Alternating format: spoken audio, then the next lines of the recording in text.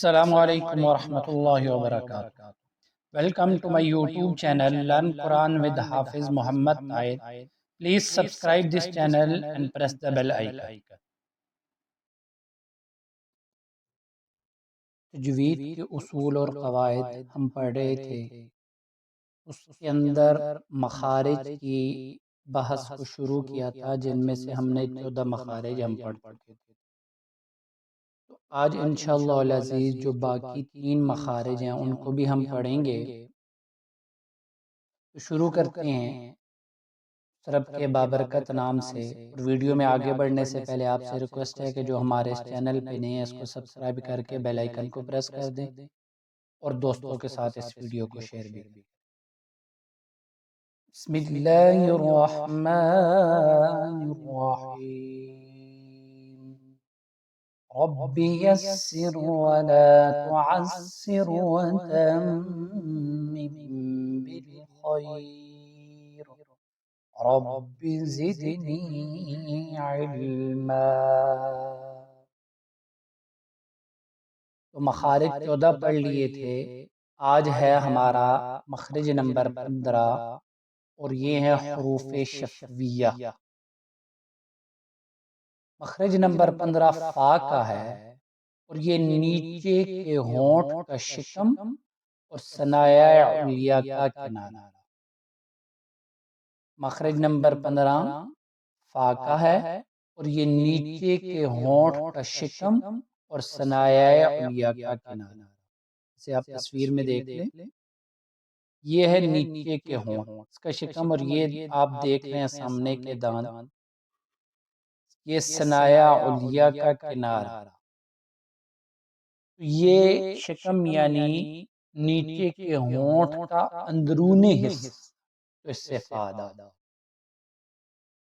اب اس کے بعد ہے مخرج نمبر 16، یہ دونوں ہونٹ ہیں اور ان سے یہ حروف ادا ہوتے ہیں با اور میم، اور تیسرا حرف ہے واو، لیکن واو جب مدہ نہ ہو، یعنی واو متحرک اور واو لے، کیونکہ واو مدہ کے علاوہ، کیونکہ مدہ کا تو الف مدہ، واو مدہ اور یا مدہ کا مخرج سب سے پہلے ہم نے پڑھ لیا تھا جو مخرج نمبر 1 تھا۔ تو مخرج نمبر 16 3 حروف اس سے ادا ہوتے ہیں، با، میم اور واو۔ اب ان تینوں میں فرق کیا ہے کہ با جو ہے یہ ہونٹوں کی تری سے نکلتی ہے۔ اب ہونٹوں کی 2 جانب ہوتی ہے تر جانب اور ایک ہوتی ہے خشک جانب۔ دونوں تری سے جو حرف ادا ہوتا ہے وہ با ہے، اور اس کے علاوہ دوسرا ہے میم، یہ ہونٹوں کی خشکی سے نکلتا ہے۔ تو جو تری سے تو اس کو باہری کہتے ہیں، اور جو خشکی سے نکلتا ہے میم، دونوں ہونٹوں کی خشکی سے تو اس کو بری کہتے ہیں۔ اور واو جو ہے یہ دونوں ہونٹوں کے ناتمام ملنے سے نکلتا ہے، اور یہ 4 حروف بنتے ہیں، فا، با، میم اور واو۔ تو ان 4 حروف کو فا اور یعنی یہ تینوں حروف جو مخرج نمبر 16 میں ہم نے پڑھے، ان تینوں کو حروف شفویہ کہتے ہیں، جیسے آپ تصویر میں دیکھ لیں۔ اب دیکھیں یہ مخرج نمبر دونوں ہونٹ کے، اب یہاں با، میم اور واو ادا ہوتا ہے، اور با ہونٹوں کے گیلے حصے سے، یہ اندر والی جانب ہوتی ہے، یہ جو ہے نا یہاں پہ یہ دونوں طرف سے نکلتا ہے تو گیلا، اور میم دونوں ہونٹوں کے خشکی جو باہر کی جانب جو خشک حصہ ہوتا ہے ان کے ملنے سے ادا ہو۔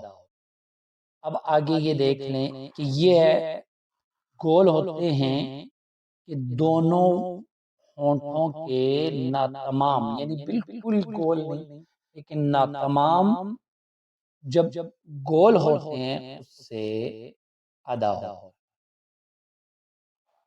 آگے ہے مخرج نمبر 17، یہ آخری مخرج ہے، خشوم یعنی ناک کا بانسا، اور اس سے جو حرف نکلتا ہے وہ غنہ ادا ہو۔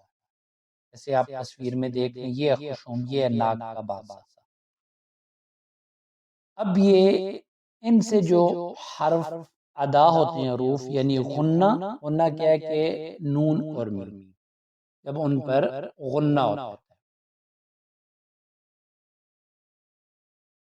اب یہ سارے جو مخارج ہیں، ہر مخرج کو معلوم کرنے کا جو ہم نے 17 کے 17 مخارج آج کی کلاس تک ہم نے پڑھ لیے، تو یہ ساروں کو معلوم کرنے کا طریقہ یہ ہے کہ ان حروف کو ساکن کر کے اور اس سے پہلے حمزہ متحرک لے آئے، تو جس جگہ آواز ختم ہوگی وہی اس کا مخرج ہوگا۔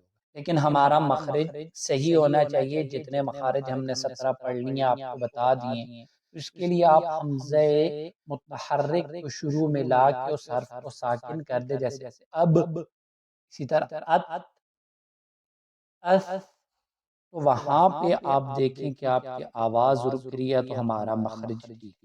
اگر تو ہماری آواز اس جگہ پہ نہیں رک رہی تو اس کو یہ ہمیں پھر مشق کی ضرورت ہوگی، اور بار بار مشق کر کے یہ کسی استاد سے اس کو دہرا کے تو ہمیں معلوم ہو کہ ہمارا حرف صحیح ادا ہو رہا ہے۔ تو یہ ہمارے جو مخارج کی بات تھی وہ اختتام پذیر ہوئی، تو انشاءاللہ العزیز آگے جو حروف کے صفات وغیرہ اور تجوید کے اصول و قواعد ہیں تو وہ انشاءاللہ ہم نیکسٹ کلاس سے پڑھیں گے۔